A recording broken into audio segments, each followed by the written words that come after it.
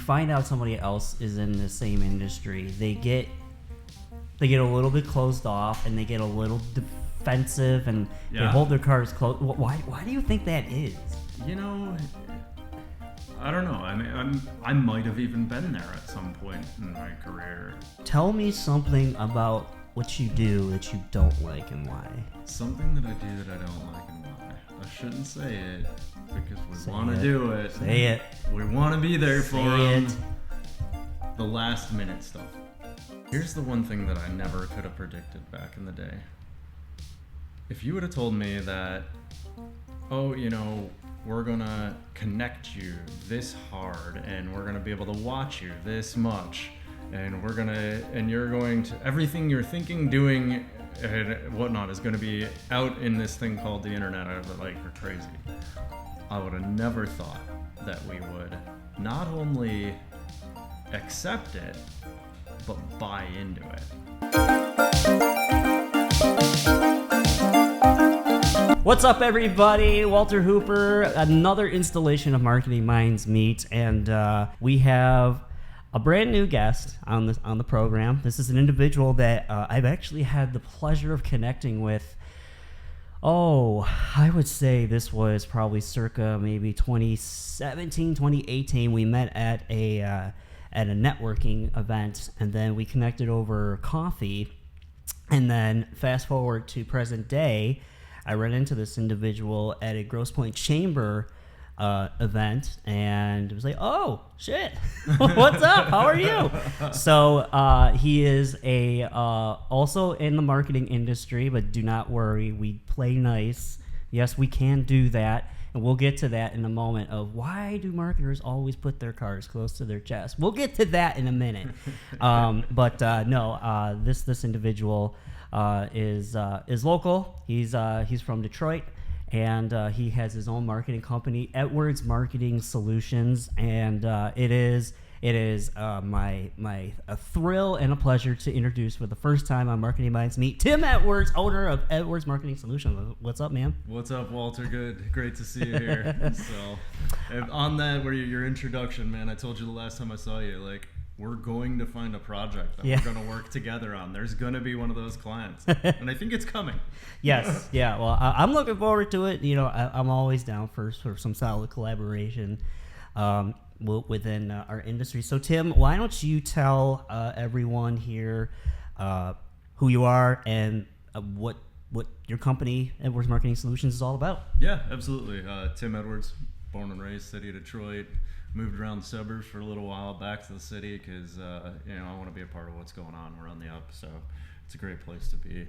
Anyways, Edwards Marketing Solutions actually came from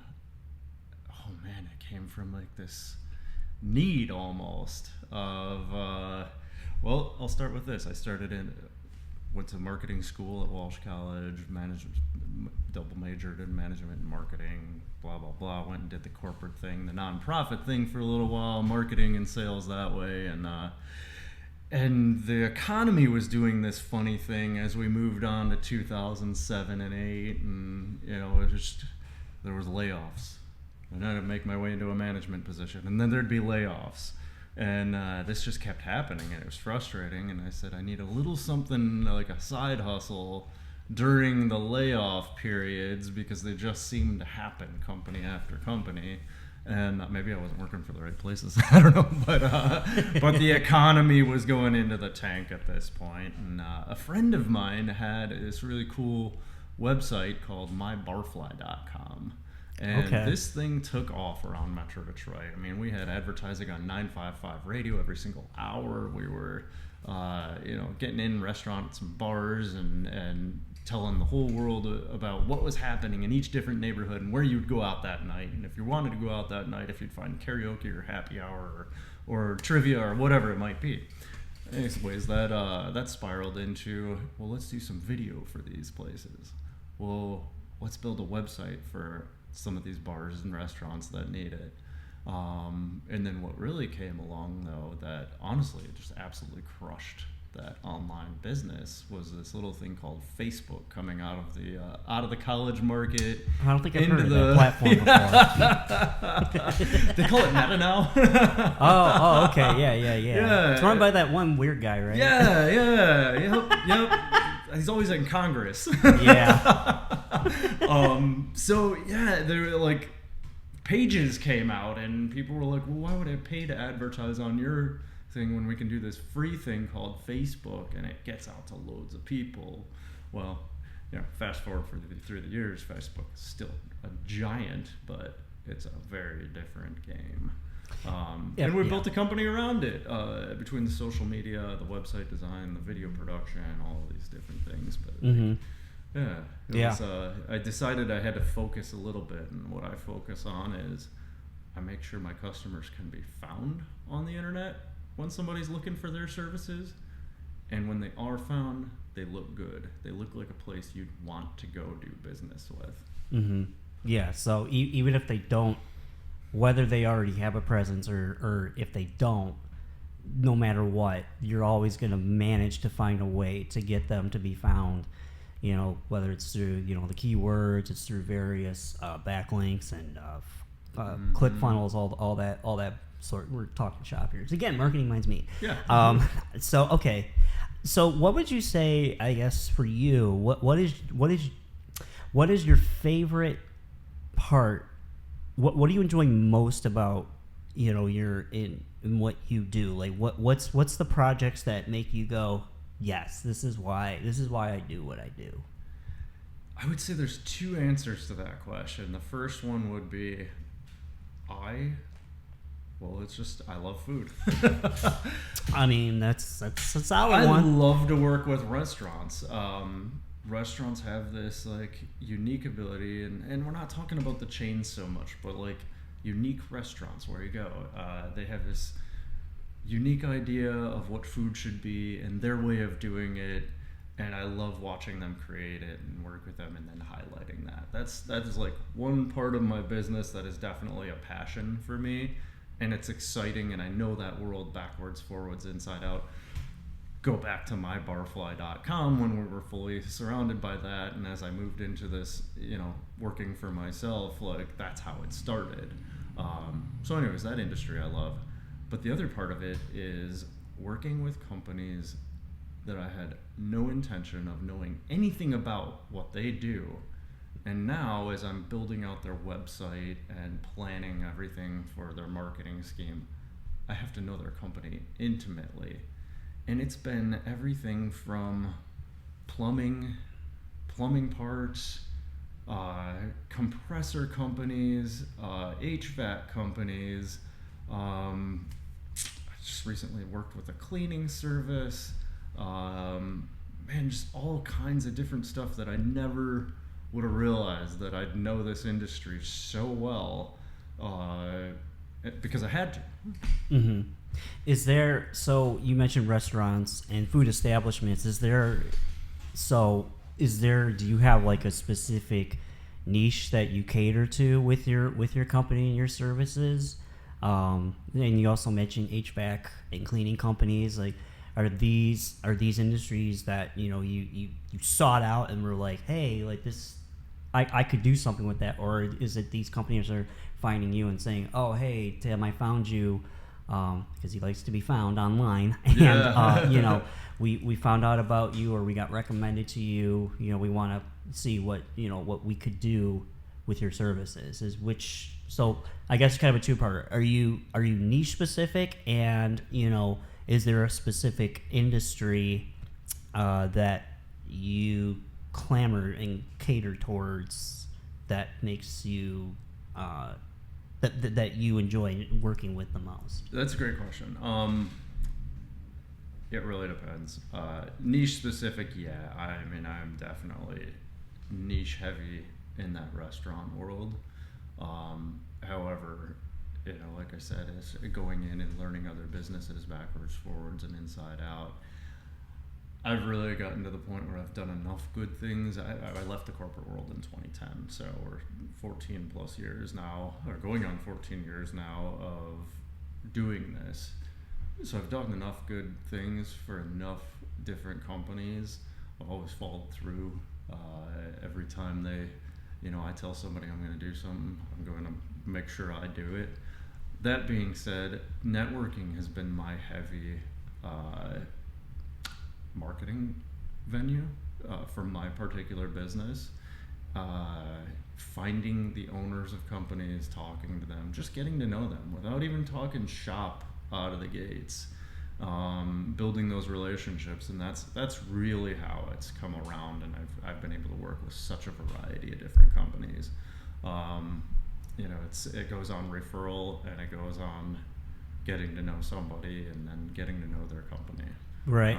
And really, like, when you look at the principles of this, knowing how to stay in my lane and do what I'm good at, I'm really able to apply it to just about any type of company. And if there is there are certain things like social media. Like, if I can't create the content for something, if I really got to like go out there like and create the content, and it's going to be a stretch to be able to pull it, I might not want to do that part for them. It really depends. And also being honest up front and telling people this part might not be the best fit for us, but I can guide you. Yeah, I like that. Kind of like you said, being upfront and letting them know that, even if they're even if they may think that they might want or need something, for you to be able to say, you know what, maybe not right now. There are other pressing matters. There are other, things that we got to address and look at before we can tackle this. That takes precedent. Yeah. So that kind of leads me to my next question, because we were talking about marketing, obviously. So for you, I think you touched on it a little bit with the networking and all that. Where do you find your best practices in marketing for your company? So where you generate the most leads? Is it through social media? Is it Facebook? Is it Instagram? Is it any of those? Or is it through email marketing? Is it through paper ads? And where do you find where you need the most where there needs to be the most improvement in that realm as well? So what's worked for you? What's been successful for you? And then what also could use some fine tuning? For my particular business, or for my client's business? For your particular business. Oh my gosh. You ever heard the story about the shoemaker and his kids and his shoes? Refresh my memory. It's the story where this guy makes the most beautiful shoes for the village. He's the best. Like, the shoes are amazing. They're comfortable. They look great. All of this. And you look at his shoes and they got holes in them. Okay. I am guilty in my own business of not taking my own stuff to the level that I take my clients. And I know that I do this. I focus more on getting it done for them than I do for me. Which is probably why word of mouth marketing has been really successful for me. I've got just enough out there of my own stuff to say, okay, like, this is credible. But a lot of it comes from sitting down at the table talking to somebody across the way, and we might be getting into a little business, and the guy that's next to me happens to be somebody that I've worked with, and all of a sudden I'm being vouched for right at the table. I getting my own marketing into shape could go a long way, but after 14 years, I seem to be very successful in finding clients and working with people just through word of mouth and network marketing. Okay. That being said, client retention's always been good. So I've got clients that have been on board since the beginning for those 14 years. Yeah, which is so that's managing incredible. their properties online for that long of a period of time. You can imagine how it's changed from the beginning till now. 1,000%. Yeah. 1,000%. Well, it changed and then changed again and then changed again. It doesn't even look like what it started as. Well, and also too, I think it's important, I think to have that retention, it's because we individuals like ourselves that do research, that do our due diligence of looking ahead at what's ahead. So the practices that even you would use even 2 or 3 years ago are outdated. Mm-hmm.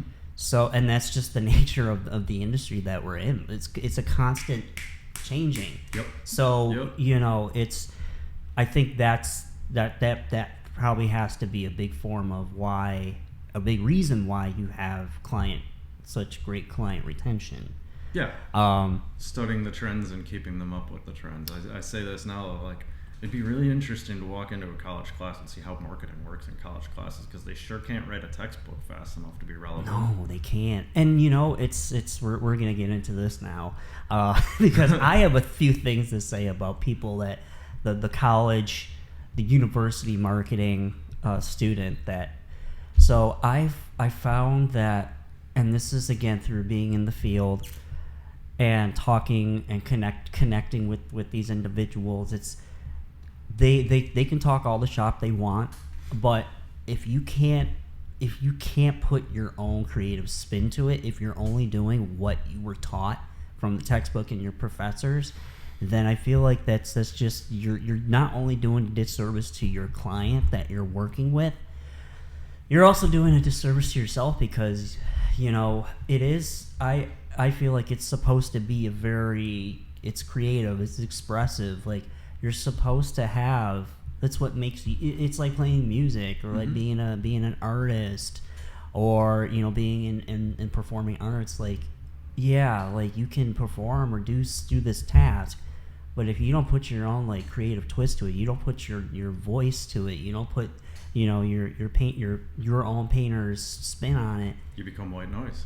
Yeah, and I find a lot of them are kind of like that, even still nowadays. Like, I don't know, I could be wrong, but I'm just speaking through experience and just talking with these kids, because they're in their early 20s, mid 20s at most. Right. They're Gen Z is now starting to like get into like internships. It's crazy to think about, but that's where we're at. So it's like now we have to look at, okay, what's the future of the marketing going to look like? So speaking of future of the marketing is looking real interesting coming up. Well, and that's again a perfect segue into Web3. I know we've talked about this. Yeah. You got decentralized platforms. You have cryptocurrency. Yes, that is still a thing, and it's. People still. I know a good friend of mine, bandmate of mine. He still dabbles in it. He's still able to make a little bit of profit off of it, and virtual reality, augmented reality. Apple has released their Appleverse glasses, and everyone's saying how it's like the way that it moves and the interface of it is just sharp. Like, this is where things are heading. And really, I think it all started really with video games, and that kind of evolved and transpired into now where I think people have to start having a conversation of, okay, have some form of presence on Web3. I'm not saying you have to necessarily have a full-fledged store or place of business, but if you are out there, then, and you're even not even just out there, but if you're exercising the idea of being out there, and talking with, someone that you work with in your marketing department, then I feel like you're 20 steps ahead already of the game. I mean, have you been able to have kind of like whisper into your clients' ears of, hey, there's this thing going on right now that's gonna grow. Yeah. Maybe we should maybe like have just a conversation. It's more of been an internal conversation for us of like where this ship's gonna steer, and of course, like, you watch something and you say, all right, is this gonna grow? What's it gonna become? I don't think it's so much that is Web3 gonna become, as much as what is it gonna become. In my opinion, I think we're gonna see, we have, in the internet world, we have giants and we have behemoths, right? We got these giants, could be a Bing, but then we got behemoths like Apple, and even more so Google and Meta, like absolute behemoths. And I think that's gonna be one of the biggest changes that we see coming along. Is right now, if we look at SEO, what do we barely even mention the other search engines. We follow Google, and then we, cater to the other search engines because most of them are following Google, right? Mm-hmm. So now we're looking at this thing where it's like, that may not be the future anymore. The whole deregulation of things, I think we're going to see some very new things that we're going to have to follow to be out there. Getting to that really personalized type of marketing. We've already seen the change in cookie policies and the acceptance of them, and the days like, do I want them or do I not? You pull up a website and you're like, accept or not accept, or accept certain ones or not certain ones. But like, that's all like preliminary to what's coming. Yeah. It is amazing to see what we have here in store for the future. Yeah. And I think, like you said, even having those internal conversations, with your clients, like you're already thinking, you're already 20 steps ahead. Like, mm-hmm. So congratulations, welcome aboard. Because I find a lot of, what's interesting is going to, again, so we do a lot of networking. And I was at this one function, and it was over in Corktown, and all the marketers just happened to congregate, and I mentioned to a few of them Web3, and quite a few of them were like, "Oh yeah, it's cool," and I'm like, "Yeah, but you do know that it's mm-hmm. here, and it's not like, oh, this is cool. Like, you do know that, like, if you want to continue to like be in a business in this industry, like, you gotta basically." I was just like, you have to start talking about this. Yeah. They're like, well, there's a lot of there's a lot of like unknown right now, so like, I mean, sure, we're just gonna focus on like what we. And I was just like, are you kidding me? Like, what? Stay the course. Never mind what's ahead. Right. Also, another pointer here and I know we talked about this too, but I wanted to bring this again to the surface. So the same event, I asked, what is it you specialize in? Like, because like, there's these digital marketing agencies, whether it's like 10 plus staff members, or if it's just like a smaller establishment. Quite a few of them were like, well, we don't really like to like pigeonhole ourselves to anything too specific, because we want to be able to provide all the best things that we can to our clients. And I don't know, to me that so that didn't sit well with me, and I don't know if it's, I don't know, thoughts. I realized long ago, and maybe wisdom and age coming together or something to that effect, that I can't do it all, nor do I want to be very, like, how am I going to be really, really good at all of it? Well, I have to pick a few certain things that I'm really, really good at and focus on those. This is where, right back to the beginning of our conversation comes in. Sometimes, most times, when I meet another marketer, they're really like, ask that deep question. And you might get like, I'm good at everything. What are you really good? What do you like doing? What are your, what actually feeds you? What brings money into your company? Like, what are you really good at? And that's where I find like, okay, you're doing something that I'm not that into, but I know that it's a piece that my clients need. Mm-hmm. You're essentially on interview at this point. Yeah. We might work together. There's a really good chance we might work together. And guess what? This thing that you've been like scratching the surface at and not doing great at, but like you're doing it, we could probably provide it to you. Yeah. In a really good, like, we're good at this manner, and use it for your clients.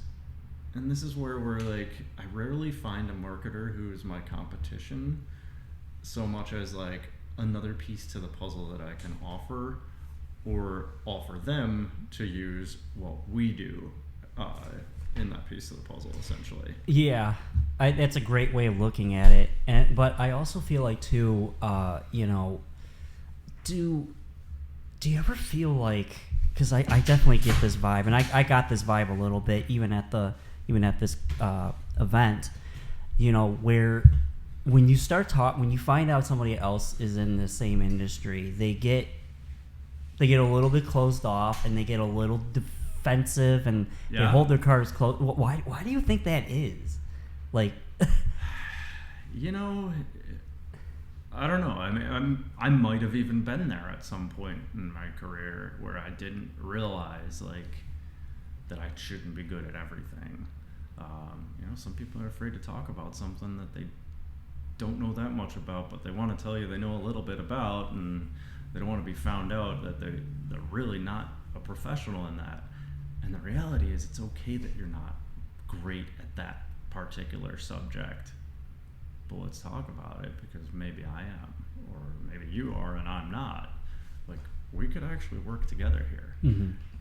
If the end result is the client and bringing them the best possible thing, you're looking at a recipe for success. You just have to figure out how to monetize it amongst each other, and that's building a relationship. Yeah. No, 1,000%. I agree, and I was trying to get into that with some of these other individuals, and it was just like, one just would not shut the fuck up and would just constantly be like, yes, we're allowed to drop F-bombs on this podcast. Yeah, it's my Bring show. the fuck on. All Yeah. right, I like it. Yeah, of course. Of course. It's my show. Yeah, and he just kept going on and on and on. Never, and again, networking 101, people. I talked about this with Abigail Turnbull on the Grosse Pointe Chamber of Commerce episode when she was on here. One thing that really turns me off is when someone will go, like, just have this long-winded spiel about themselves, and then they will never ask a single question about you. It was just a way for them to hear themselves talk. And then they're also the first ones to be like, oh, here's my card, before even shaking your hand. I don't know. To me, it's a little too aggressive there. Like, let's. They haven't learned networking 101. Yeah, it's just, I don't know. I like being able to start a dialogue first, and just saying, hey, like, how are you? What's your name? Who are you with? What do you do? Tell me a little bit about you, like that kind of thing. And then if I don't get that reciprocation, then it's like, okay, no, like, thanks, but basically thanks, but no thanks. Or like, it was nice meeting you. Yeah, they've interviewed, but they're not getting the position. No. Oh, 1,000% no. Some will learn and some will never learn that they're just closing themselves off for that by doing that. Right. Yeah. So let's get into I call it the dark side of the show. Uh-oh. So I promise it's not too painful. So let's first get into, tell me something about what you do that you don't like and why. Something that I do that I don't like and why. All right.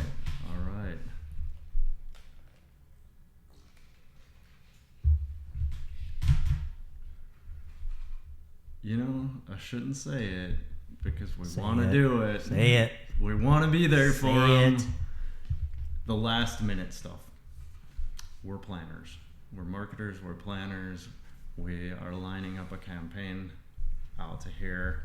And when somebody comes back at the 19th hour after everything's been planned and scheduled, and then it comes back, but we gotta sometimes just do it and know that things come up for their business that fast at that late of an hour, and we gotta go change everything that's been done. Yeah, it happens more than I'd like to say, and I'm kicking myself in the back of the head every time it happens, but it's a reality. It's just got to be done. Like, when you become the communication for your clients, those things are going to happen. Mm-hmm. And maybe without going into too much detail, well, when was the last time something like that did happen for This you? weekend. Okay, all right. There we go.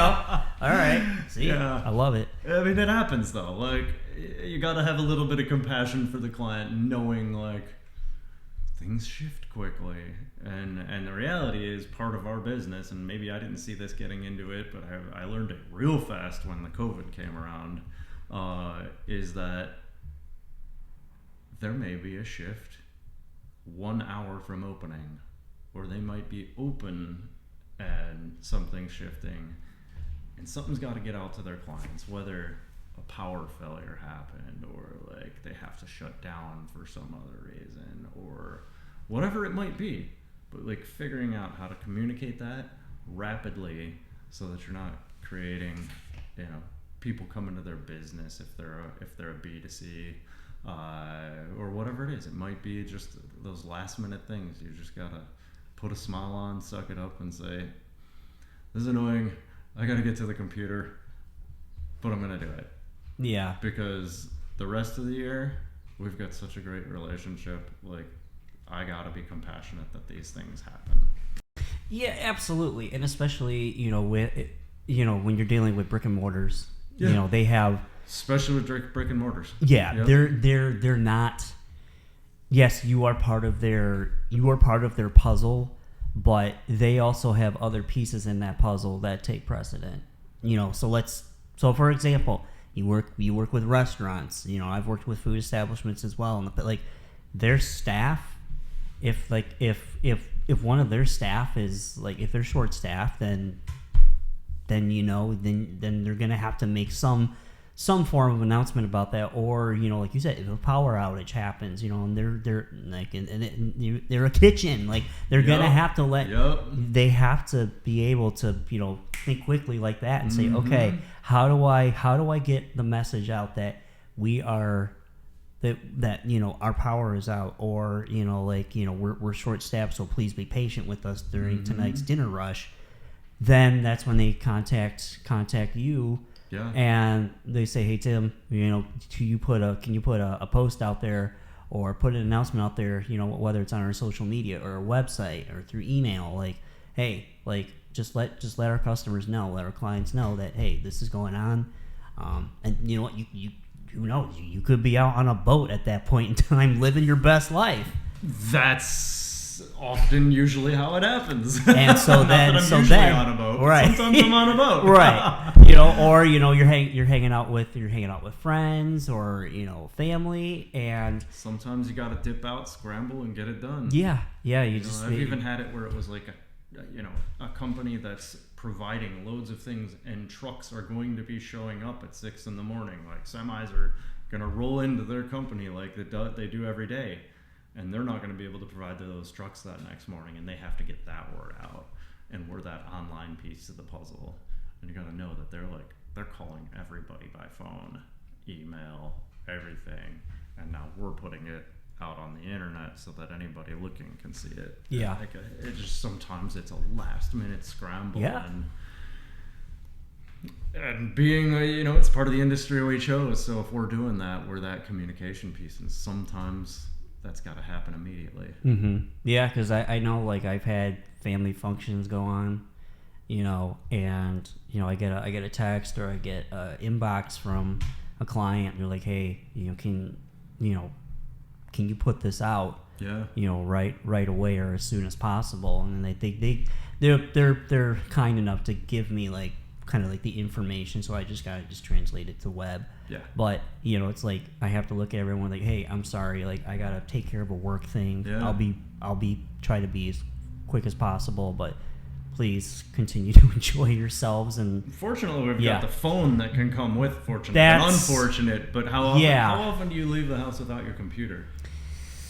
Ooh, yeah, that is true. That is true. Unless I'm going here, or I'm going to my remote office. Yeah, I really don't carry the computer on me all the time. A lot of it, yes. Luckily, at least for me, the phone, the tablet has been the saving grace. Yeah. Yeah. So, but yeah, no, I mean, if it's something like absolute web, yeah, then I'm like, oh. There are fuck. certain things that Yeah. that the laptop just like can't be replaced with. Yeah. And I've learned to build my life around having it. Mm-hmm. Like my adventure backpacks have a place for it. I know exactly how it fits and all the cables I need in a foreign country to get something done. Like it lives with me. Yeah. Yeah. No, I think that's good. I mean, you're prepared. I know. Fortunately, I've also got a team, which is usually how I can handle it by phone, is like relay information, like who's available. Yeah. Okay, Yeah, that is you nice. get this up, you know the drill. Yeah, that is nice to be able to have a team that you can rely on and be like, yo, I'm not here. Sometimes I might be you out need of the that country. support network. Yeah, Yeah. and be like, can you take care of this? Yep. Like, here's what they want. Here's what they need. Here's all the information. Have at it. Yep. You know. Okay. So we found out what you don't like about what you do. Let's go. We went down this rabbit hole a little bit, but I feel like this needs to be addressed more often than it really does. Social media. There's a reason why I got out of it, and doing the daily postings. It seems like social media has just become such a clusterfuck this time around, and I know I get asked a lot by clients and prospective clients, where do we need to be? Like, should we be everywhere? Should we have a TikTok? Should we have Facebook? Should we still be on Facebook? Should we be on Instagram? It's gotten to the point where it's become so overwhelming that I've had experiences with clients where they're like, it looks like they just want to like rip their hair out. It's insanity. It is insanity. There's so many platforms, and the content has to change depending on the platform that it's going out. So like the same message has to go out in about 5 different ways. Mm-hmm. Yeah, and not only that, but it's like I know when it comes to my line of work, so doing the podcasting, doing the videography, you know, let's face it, those are heavier items, Mm-hmm. and more pressing items that I need to tend to. And I found that it got to a point where the social media became so, it engulfed a good chunk of my time that bigger projects were getting put on the back burner, and that was not good at all. Mm-hmm. Because then I get be like, hey, how's that thing coming along? Hey, how's that edit coming along? Like, are we gonna be? And I'm like, oh fuck, like, oh god damn it. So, yeah, That's where having a team comes in. Yeah. That's where having a team comes in. There's so many things that I can do myself, but I shouldn't be. This is your responsibility. You handle it. And we do a lot of video work as well, and by no means do I belong doing the editing. But I can manage that project, and here you go, get that done. I'm with you on the social media. It's wild. It is a wild show. And some of the answers that you're asking, or questions that you're asking the client, or the client's asking you, you're saying here, you know, should I be on this? What platform should I be on? Should I be here? Well, it really does depend on your industry and who you're looking to reach and how you're looking to reach them. Mm-hmm. And for some, like, it makes no sense to be on this channel, but this one over here, like, probably should have some presence on. And then curating that content, and the content has become overwhelming, because to curate a piece of content 6 different ways for, you know, TikTok, Instagram, Facebook, LinkedIn, YouTube. YouTube is social media now. Damn right it is. And, like, even Google. I mean, you can pop up every single post onto your Google page, like, and you should get it all out there. But curating it those many different ways, you know, not only are we seeing the inflation of the United States right now, where the price of everything's going up, but like the more times we got to curate content and change it to meet a platform, there's price involved with that, and then you get like the client who says, I want all that, and then you tell them the price, and they're what? Yeah. What? Like, okay, so now you tell me where your budget is, and we're gonna find the best pieces to fit that budget that you have. We're gonna start there, and then once we've got all that in line, we're gonna tell you about what the next thing you could do is, and if you think you're ready for it. Yeah, it is. Yeah, it's wild, and I know. Even when I started out, I was very much an advocate for, like, I called it the big three. So, like, Facebook, Instagram, and Twitter. But that was at a time when those were... Mm-hmm. Two of those three are still heavy hitters. Two of them are, yeah. X is... Well, X is used for other things, but... Yeah. X is a big change. Like, it's not what Twitter originally was. No, X... Tell me this. Do you think that Twitter was ever as relevant in Detroit as it was in other big cities? You know, I think people looked at it as, and this is just through my experience and dealing with people that I know that used it. It was just kind of, it was the different. I think it had like one of the more like unique things to it, where it was like you literally had a character count, so you couldn't type a whole novel like you could on Facebook, and people were airing their fucking problems and or being these what's the problems and their political views. Yeah, or being cryptic on there, like oh, I'm so sad, but I don't want to talk about it. It's like, shut the fuck up. Like, I'm not don't gonna ask you either. No, you don't want to talk about it. I won't ask. It's like you're fishing for people to like want to like fish it out of you. Yeah. Right. It's like if this is really an issue, go see a specialist. Like, go see a professional. Like, you need other kinds of help. Yeah, but anyway, it's not online. No, yeah. And again. See, this is why social media can be so terrible place. But no, I think it was almost kind of like its own kind of, it was like a niche kind of a thing. And I think if you were in it, you were in it. But if you weren't, it was like, whatever. I still got Facebook and Instagram. Yeah. And then I think once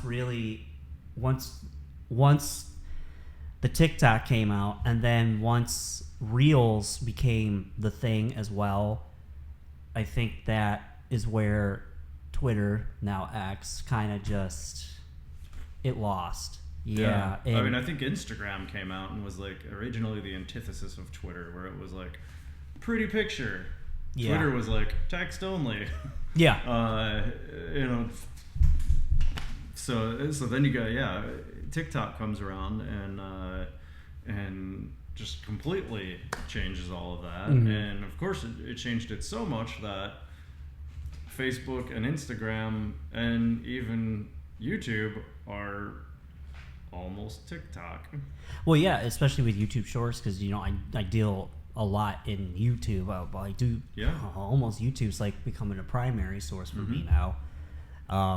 Those shorts. I mean, the longer form videos that I put on there they do fine, but like it's those shorts. Like, people want to see that. Yeah. And so being able to capture the most engaging content from that. So a fraction of a minute to digest something and move to the next thing. Exactly. Yeah. Exactly. And I think digital that's ADD. Yes. And I think that's where it's gonna stay there for a while, because people just, especially with the younger generation, Gen Z, and even the generation after them, they were basically born with smartphones and technology like coming out of the womb. So it's like, now it's like, okay, now we have to look into, and I think that's another thing that I think a lot of, I think some people don't realize, is that obviously what's happening now is important, but we have to look ahead like 5 to 10 years, because in 5 to 10 years, we were just talking about earlier how Gen Z are the interns, or they're just starting their like jobs, these entry level jobs.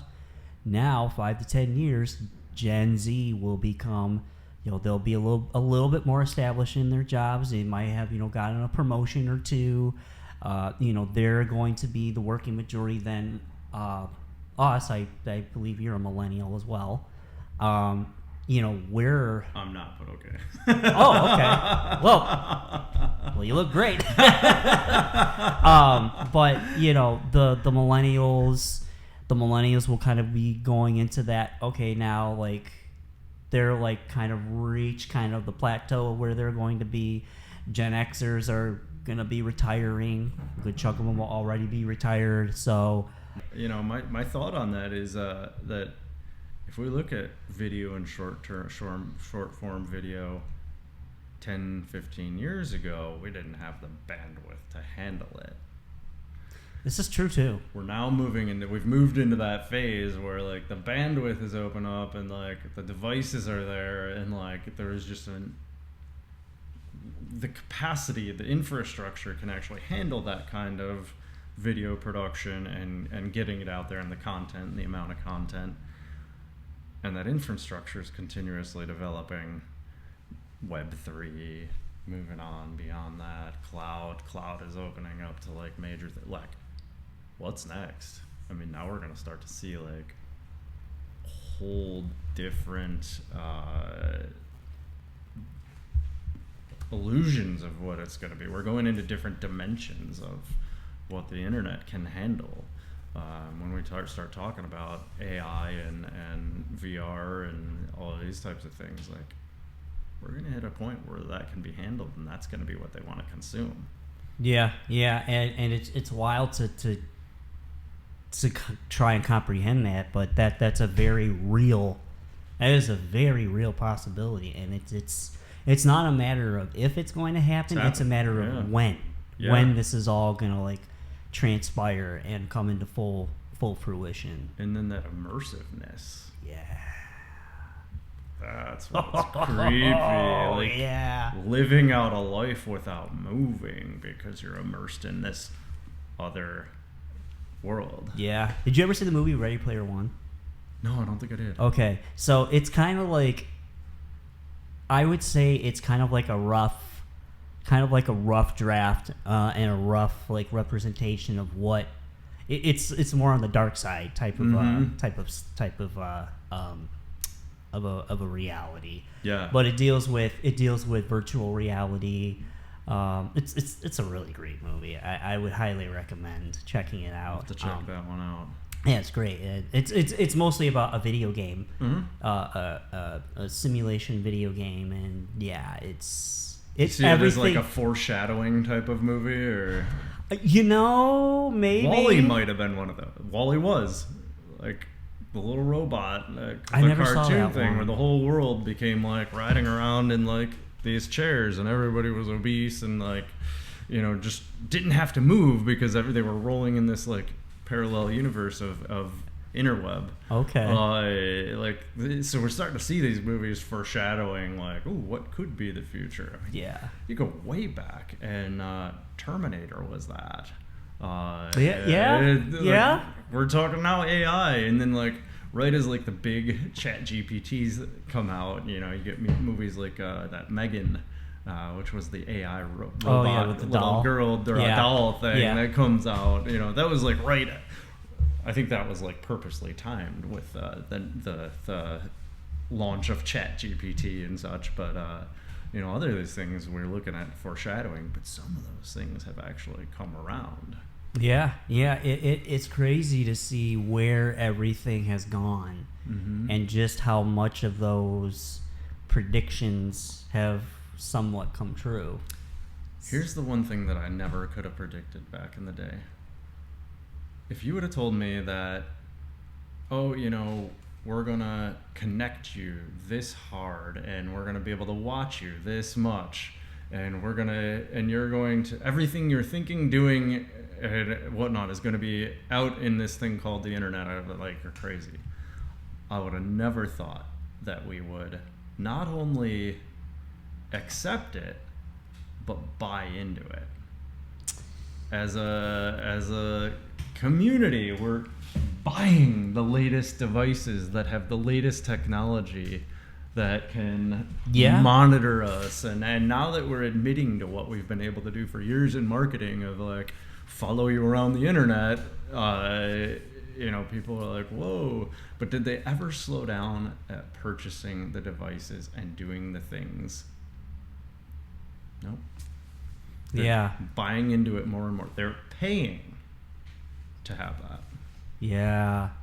It's also, again, part of that zeitgeist of just buying into new and best is subscription based. I feel so. Once upon a time, this is for my Gen Zers and younger viewers. Once upon a time, there was an era and a point in time where, like let's say Microsoft Word or QuickBooks, you could buy this piece of software. It was in a CD format. You could buy this piece of software. It was yours to own. And then the only time you would need to do an update is when they released, the newer version, or they had the next gen of it. But it was yours to keep. Yep. Now, and this is why. And then they were figuring out how to not allow pirated copies to get around. Right. They were figuring out how to monetize that for every user. And they did. And honestly, what got me was, and I'm going to throw some shade, was with Adobe. I tried to use Photoshop. I tried to use Adobe, what was it, Studio or whatever was the video editing one. Mm-hmm. Great software, but you have to pay for it on a monthly. You can either do a monthly subscription or you can do an annual. Here's the thing, with the annual, because I tried to do that. So rather than just pay like the $150, $200 for the year, mm-hmm. It says it's that price, but you still get billed on the monthly basis with the discounted price. Okay. So, if it was like $10.99, then it would go down to like $8.99 a month. And I'm like, that's not what I wanted. I just wanted to just buy the subscription for the year and then just not have to worry about it. Not only that, but then when you try to cancel out before your subscription period is over, you get charged another $50 for canceling. Wild. So I'm like, get the fuck out of here. like bye. Well, now take it as like, I don't want to use this anymore, but you've invested the learning and getting used to it and understanding the software. Now you got to go relearn a different one. You're going to give it up to go relearn a different one. Now you're hooked in. You're hooked in. Well, see, at that point, I was just like, I was just so frustrated. So now for my photo editing, I use Affinity. It's great. Mm-hmm. It's basically I find it's a lot easier to maneuver and to handle than Photoshop. It can do basically the same things as Photoshop, and guess what?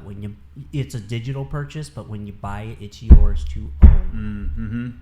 The only thing that happens is the software just updates itself. Nice. It's great. Yeah. So whenever I open it and it says, "Oh, would you like to install the new?" Yes, I would. Sure. Great. Yeah. So there you go. There's my plug for Affinity. Please sponsor this podcast. Product placement. Where's That's the? right. Oh, we don't have a CD-ROM to plug in. Right, yeah. All right. Last dark side question I have for you. You mentioned earlier you were into music. You listened. Are you familiar with some blues and blues artists? Yeah. Okay. Yeah. Are you familiar with some like the old like Delta blues artists? Okay. Have you heard of an artist by the name of Robert Johnson? Robert Johnson. Not by name. Okay. So let's hear a track. He was a guitar player, and he was around in like the 1930s, like late 20s, early 30s, and the lore with him was that he made a deal, and this deal allowed him to become the greatest guitar player at that time in the world, but he had to pay a price. So one of his famous songs, Crossroads, which was been covered by many artists, but the one that's most famous been covered by was the band Cream, which had Eric Clapton. Sure. So in the song, part of that lore is that he came up to a crossroads and he was walking home, and he happened to meet this individual that said, "Hey, you know what? I see you're a guitar player. I'll tune your guitar for you, and if I do that, in turn, that one, you will become the greatest guitar player that's ever lived. But there is a price that does come with that. Are you okay with that?" So he goes, "Yeah," because at that point he really wasn't the virtuoso that he became. He was okay, and so this person tunes his guitar, and he goes, "All right, well, thank you." They go about their way. Becomes one of the greatest guitarists to ever live. Wrote some of the most iconic blues songs ever that have still to this day get covered. Well, one night he's playing it. He's at a juke joint, and he happens to, make his rounds with the females, and he goes to get a drink at the bar. Well, in this drink, it was laced with something, and he keeled over and he died right there. However, his legacy still lives on. So my question for you, Tim Edwards, is if you happen to have a chance encounter with the devil himself, and the devil looks at you and says, "Tim, I could make you and Edwards Marketing Solutions one of the biggest marketing companies in the entire world. You would have clients from all over wanting to sign with you, and you would be set for life. You would have nothing to worry about. However, once again, this does come with a price. So whatever that price is, it could mean your own life. It could mean at the expense and peril of your family, loved ones, friends. But you would be made. You would have nothing to worry about. You would be set for the rest of your life. Tim, do you take that deal that the devil presents to you?" Oh, man.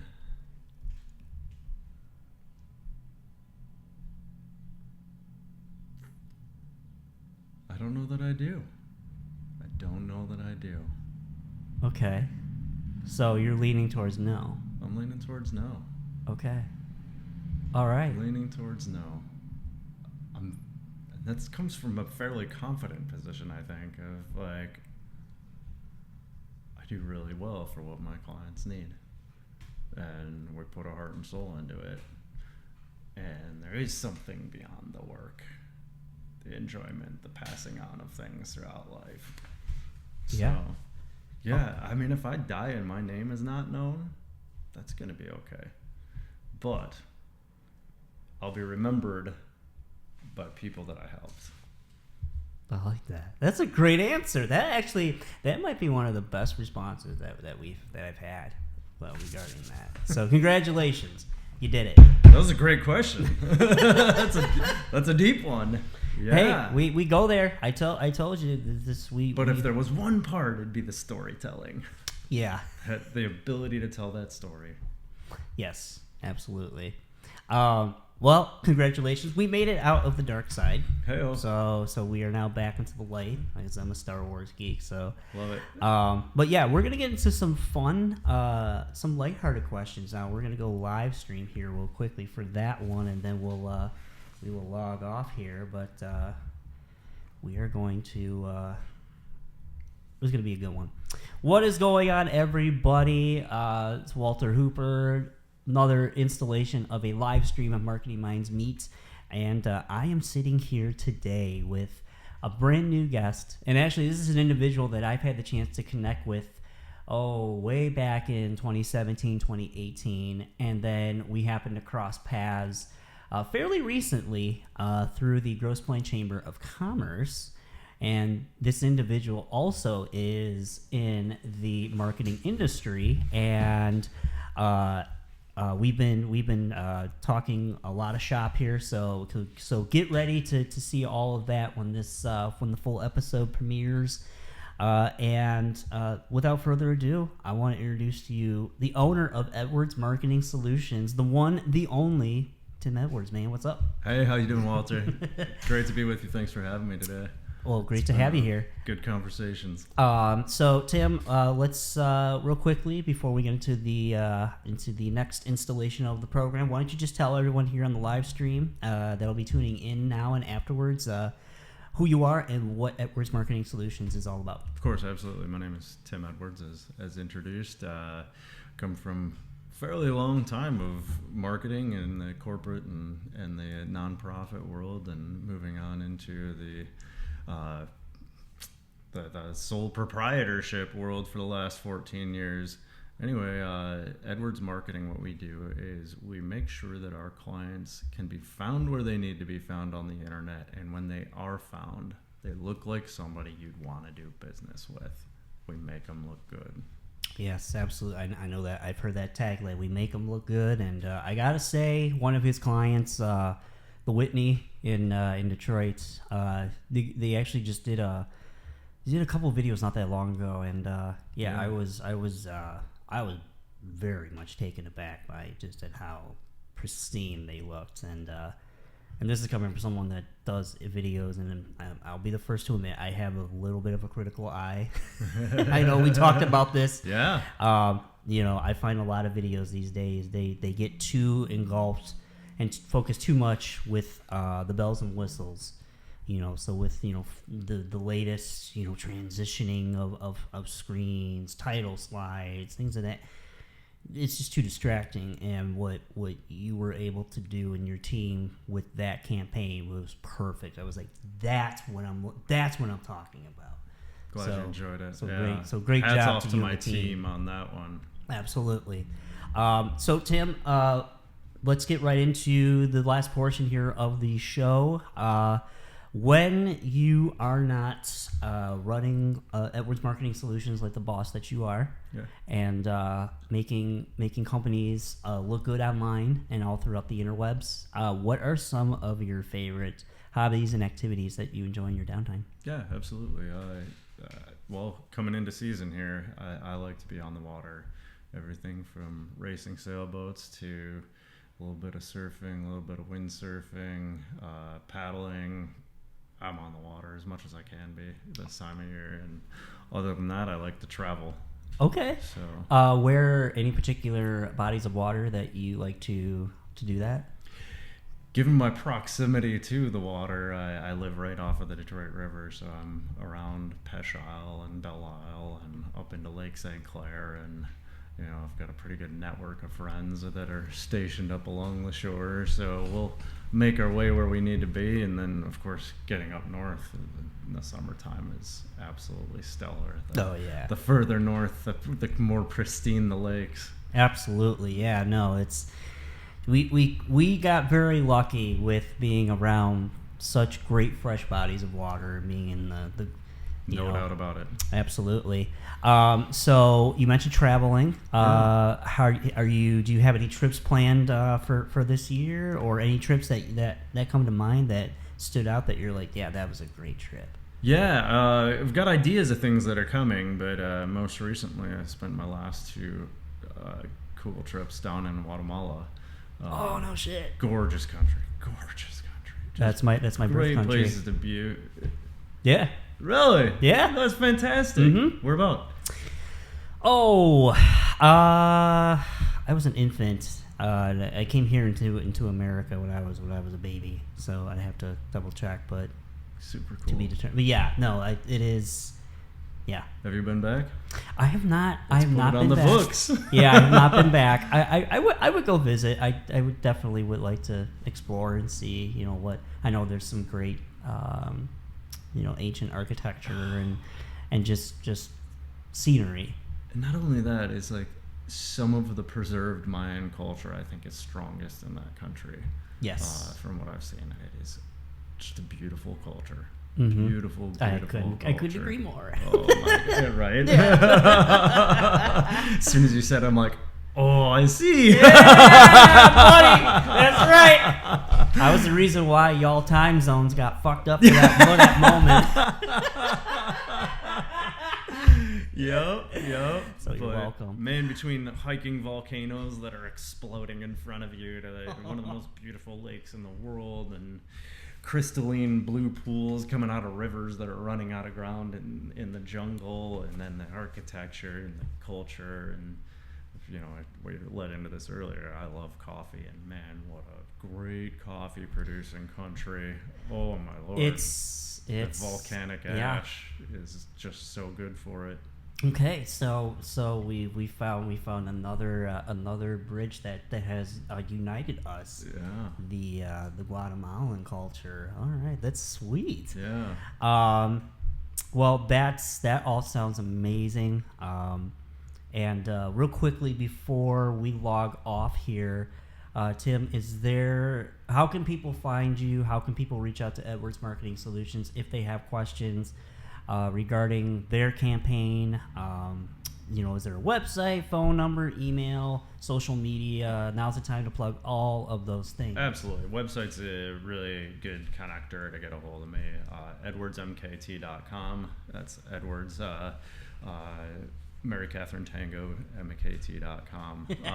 So pretty easy. If you go there, you'll find my direct number direct to me. If I don't answer, please leave a message, and then I will know you're not spam. Shoot me an email. There's a form right on the site. Let me know what you're looking for, and we'd be happy to connect with you. So yeah, my website is the hub of how to reach me. Perfect. Well, I gotta say, Tim, I've had a blast having you here. I would love to have you back on the program, and it's great to connect with you more and catch up. And like I said, I met this guy pre-pandemic, so yeah, that's how we age things now. Pre-pandemic, world's changed since we met. It literally has, like legit has. And our world sure has. Absolutely, but no, it's been a pleasure getting to sit down here, chat with you, talk some shop. I can always talk shop with Tim here, and we love to just get creative and all that. And Tim, thank you so much for being on the program. I appreciate you being here and your time. And everyone else, thank you for tuning in. This is another installation of Marketing Minds Meet. We are here at the Knot Studios in Grosse Pointe Park, Michigan. And please don't forget to like and subscribe to our YouTube channel, W.A. Hooper Marketing, where you can find all things Marketing Minds Meet. So the full episodes, shorts, clips, highlights, the live streams, and even other various marketing resources that we post on there. So thank you, everybody, for being here, and we will catch you on the next episode. Have a great one.